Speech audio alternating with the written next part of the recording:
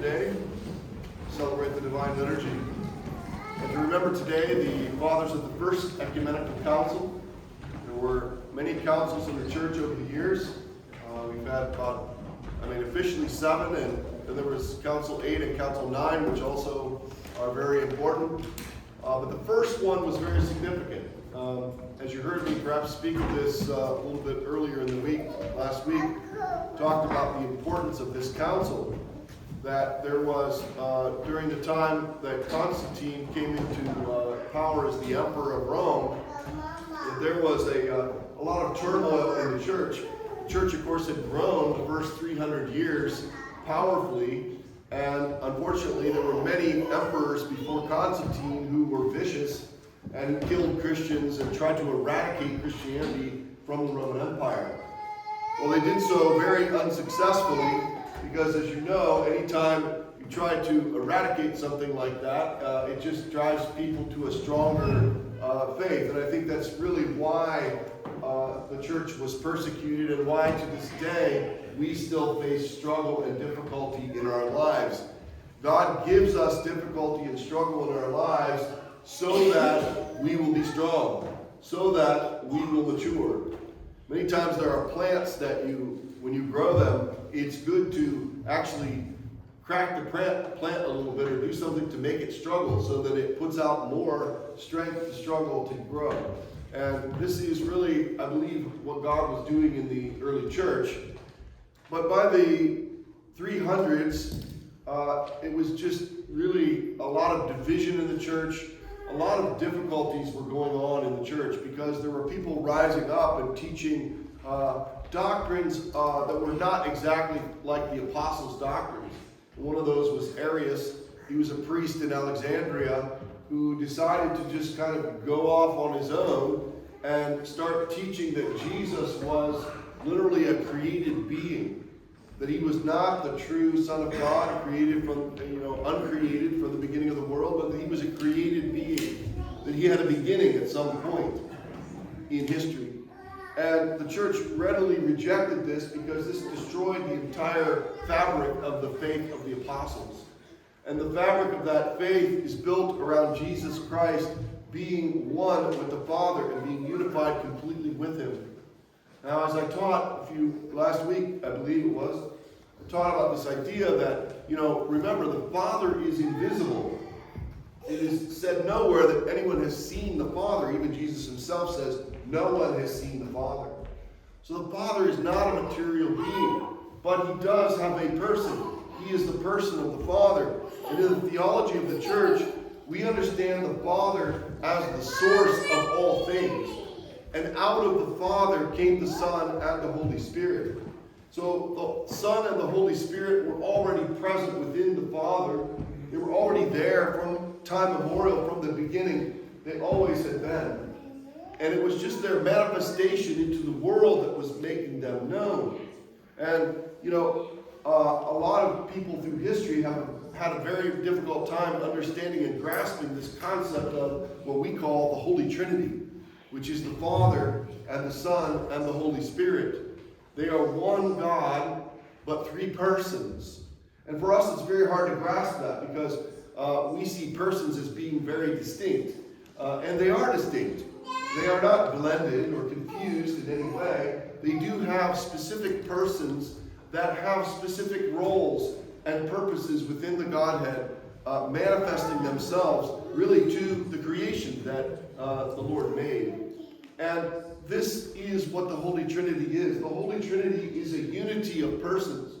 So unified, in fact, as we heard in the gospel lesson today, that the desire of the Son is always to do the Father's will and to be what the Father is. He even says many times, I only do what the Father says. Now, there are people in this world, namely those of the Muslim faith, who cannot even grasp this concept at all. Not to say that we can grasp it either. It's really outside of our ability to understand how 3 persons can be one God and how they can still function in the way that they do. It is confusing and sometimes difficult to grasp, but that's why in the church we're okay with things that are mysterious and things that can't be fully understood. And that's actually a good thing, because as soon as we can grasp or understand something fully, then we sort of dismiss it and we put it away. But in the church, there's always this mystery that is ever present with us. The mystery of who God is. And that mystery of who God is made manifest to us in the life of the Son, Jesus Christ. He left us with many documentations to read about him.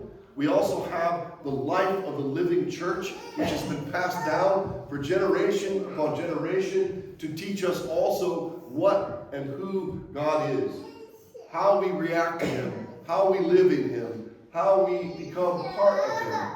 And as you heard in the gospel today, the Lord's desire is for us to be one with him as he and the Father are one together. And we, again, might think of this as something almost impossible or very difficult to understand. But that's why Jesus at the Ascension says, I'm going to be with you always. I'm not going to leave you because I'm going to send to you the Holy Spirit. And the Holy Spirit, who also, as we know, comes from the Father and is the one who sustains the world, holds all things together, the one who hovered over the waters in Genesis, who keeps everything intact by his strength, power, and role in the world. He's been given to us to, as we will soon hear in about a week or so, he will alight upon the apostles, right? In flames and tongues of fire. It is the fire of the Holy Spirit that enlivens us and keeps us together. The reason why you came to church this morning was because of the Holy Spirit. Because the Holy Spirit awoke you. The Holy Spirit reminded you deep in your spirit that you desire to be one with the Father. That you desire to come into a communion with the Holy Spirit. That you desire to be like the Son, unified completely in the Holy Trinity. This is our goal. This is our purpose in our lives. There is none other than this.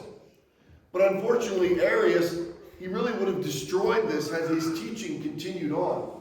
Because his teaching basically said that God was a created being. That Jesus was just a guy, just a man, just a teacher.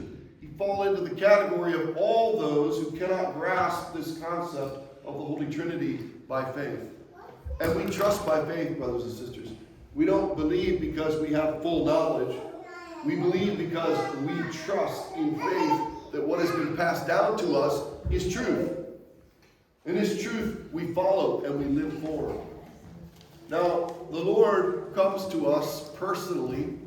He comes to us to minister up to us when we are hurt the most, when we are down, he is there.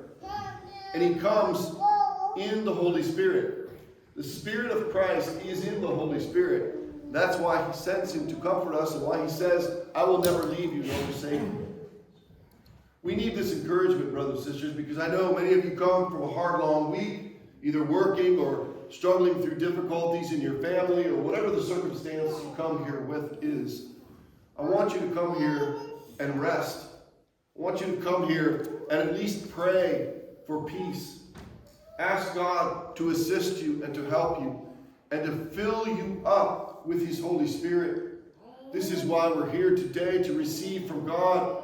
The Holy Eucharist is another way in which he provides for his faithful a way to fill us up with the Lord so that we have the strength to be what we need to be in a very difficult world. In a world that wants to distract you and fragment you and turn you into something that you're not. We are called to be like Christ. We are called to have his humility, his obedience, his kindness, his joy, and his love. And so let's today emulate that Holy One of God who came down for us and then ascended up to heaven as we celebrated this week and took with him our flesh and unified it with all of the heavens. So now it's no longer just us earthly beings looking down all the time, but we are the ones who look up and are lifted up by God, through God, and in him. Christ has ascended into glory. Amen.